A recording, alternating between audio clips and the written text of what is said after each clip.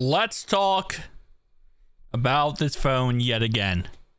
This is the Huawei Pora X.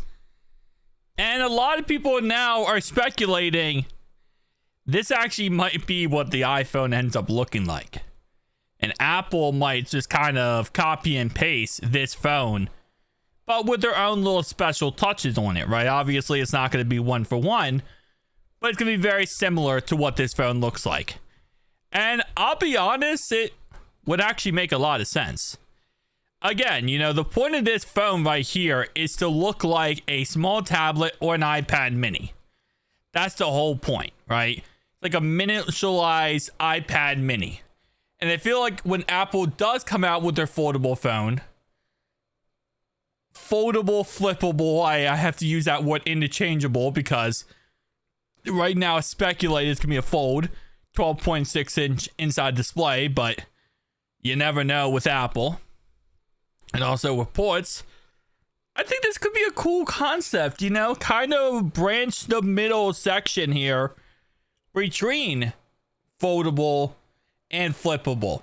Now, Apple also has a way to join the flippable phone market and not risk their bacon.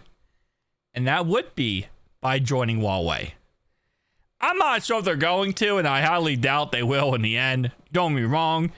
But it's always possible, you know. I've said this many times. Microsoft, when Oppo was a very small company, not a small company, but a lot smaller when they first really started taking off, Microsoft still crapped the bed not joining with Oppo to make a Surface Duo 3. They had all the opportunity possible to join Microsoft and say, okay, we're going to do a Surface Duo 3. It's going to be foldable. It's going to be amazing. Like, everyone's going to love it. I think they crapped the bed there. I think Apple should think about a partnership with Huawei. And I think they could really do wonders when it comes to a potential release of their flippable iPhone.